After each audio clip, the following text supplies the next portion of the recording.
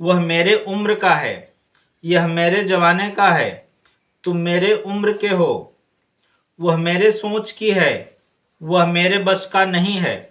अब इन सभी सेंटेंस का स्ट्रक्चर, यानी ये जो हिंदी के सेंटेंस है, लगभग लगभग इन सभी सेंटेंसेस के स्ट्रक्चर सेम है। तो क्या इन सभी की इंग्लिश सेंटेंस की स्ट्रक्चर सेम होगा? ऐसा नहीं है। इंग्लिश में हम इसके सेंस के अकॉर्डिंग अलग अलग ढंग से बोल सकते हैं, मतलब कि एक ही सेंटेंस को हम कई तरीके से बोल सकते हैं। तो आज के इस वीडियो में इतना ही नहीं, इससे और अधिक सेंटेंस देखेंगे, इसी टाइप के सब सेंटेंस देखेंगे और उनको बोलना सीखेंगे, यानी इसको इंग्लिश में कैसे हम ट्रांसलेट करेंगे, बोलेंगे। तो वीडियो को लास्ट तक देखिए। यदि आप अच्छे से इंग्लिश सीखना चाहते हैं तो वीडियो को लास्ट तक देखिए। हो सके तो कॉपी और पेन लेकर के साथ में लिखते चलेंगे तो और अच्छा रहेगा। Hello everyone, once again welcome back to English enjoy. My name is Ram Lalan Bind from Mirzapur UP. आइए बिना देर किए आज का ये लेसन स्टार्ट करते हैं। नंबर फर्स्ट, वह मेरी सोच की है, वह मेरी सोच की है। अब इस सेंटेंस का मतलब यह है कि जैसे मैं सोचता हूं उसी तरीके से वह भी सोचती है। तो इसकी इंग्लिश क्या होगी, देखिए। She has a similar mind set to me. She has a similar mind set to me. अब इसी सेंटेंस को और कम शब्दों में, छोटे में बोल सकते हैं। She and I think alike, यानी वह और मैं एक जैसे ही सोचते हूँ। इसी सेंटेंस को और कम शब्दों में बोल सकते हैं। She thinks like me. ठीक। अगला सेंटेंस है, वह मेरे हाइट का है, मतलब उसकी हाइट, ऊंचाई मेरे हाइट के सेम बराबर है। ठीक। अब इसकी इंग्लिश क्या होगी, देखिए। He is of my height, he is of my height, या फिर इसी को ऐसे बोल सकते हैं। He is as tall as I am, he is as tall as I am. Next sentence देखिए, वह मेरी उम्र की है, वह मेरी उम्र की है। अब यहाँ पर हम एज की चर्चा कर रहे हैं, यानी उसकी उम्र और मेरी उम्र सेम है। इसको इंग्लिश में बोलेंगे, she is as old as I am, she is as old as I am, या फिर she is of my age, she is of my as.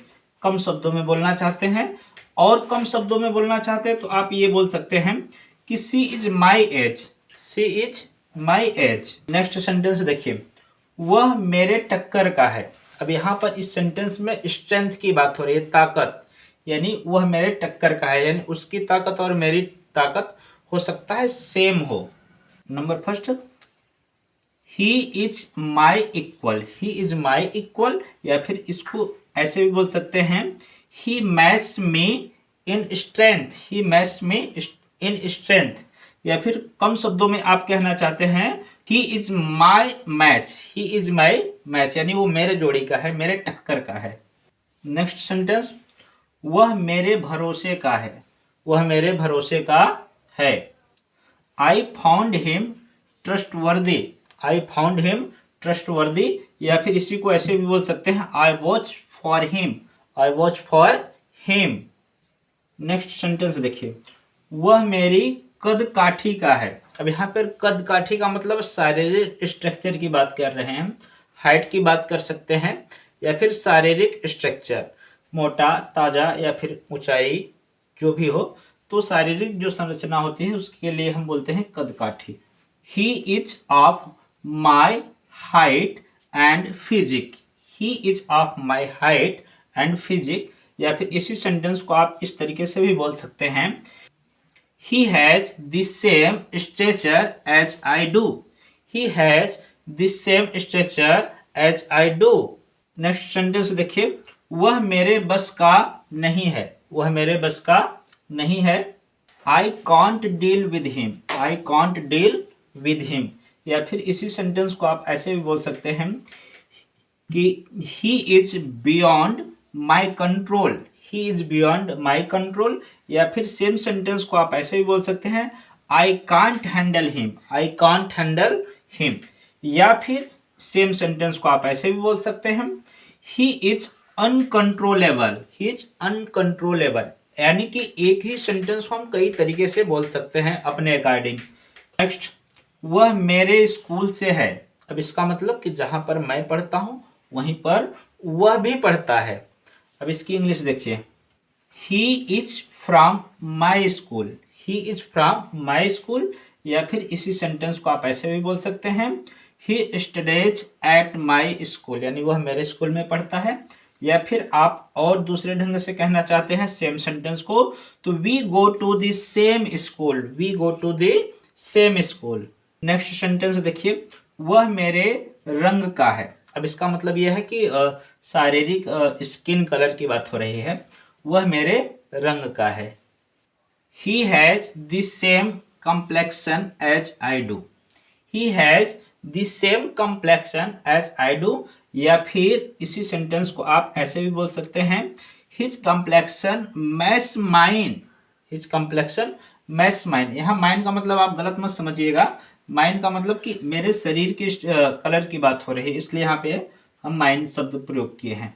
Next sentence देखिए, तुम मेरे पड़ोस के हो। इसका मतलब तुम मेरे पड़ोस में रहते हो। कहने का मतलब यह है कि तुम मेरे पड़ोस में हो, यानी तुम मेरे पड़ोस में रहते हो। You are from my neighbourhood. You are from my neighbourhood, या फिर इसी सेंटेंस को ऐसे भी बोलिए, यू लिव, यानी तुम रहते हो इन माई नेबरहुड। तुम मेरे पड़ोस में रहते हो। You live in my neighbourhood. Next sentence, वह मेरे स्टैंडर्ड का नहीं है। वह मेरे स्टैंडर्ड का नहीं है। अब यहाँ पर लाइफ स्टाइल की बात हो रही है। वह मेरे स्टैंडर्ड का नहीं है मतलब लाइफ स्टाइल की बात हो रही है। देखिए इसकी English, he doesn't meet my standards. He doesn't meet my standards, या फिर बोल सकते हैं, he is not on my level. He is not on my level. Next sentence देखिए, यह मेरे जमाने का है। यह मेरे जमाने का है। This is from my time. This is from my time, या फिर इसी सेंटेंस को आप ऐसे भी बोल सकते हैं, this is of my generation. This is of my generation, यह मेरे जमाने का है। नेक्स्ट सेंटेंस देखिए, वह मेरे नसीब का नहीं है। वह मेरे नसीब का नहीं है। इसको इंग्लिश में बोलेंगे, ही is not meant for me. He is not meant for me, या फिर इसी सेंटेंस को आप ऐसे भी बोल सकते हैं, we are not destined to be together. We are not destined to be together. Next and last sentence देखिए, वह मेरे मुक्के का है। अब यहाँ मेरे मुक्के का मतलब कि एक ही पंच में वो घायल हो सकता है, ये बात हो रही है कि वह मेरे मुक्के का है। I can take him down with just one punch. I can take him down with just one punch, यानी मैं उसको एक ही पंच में घायल कर सकता हूं। तो इसी प्रकार की और वीडियो पाने के लिए आप मेरे चैनल को सब्सक्राइब कीजिए, बेल आइकन को भी प्रेस कर दीजिए, ताकि जो भी नए वीडियो मैं अपलोड करूं आपके पास तुरंत उसकी नोटिफिकेशन पहुंच जाए। Thank you for watching.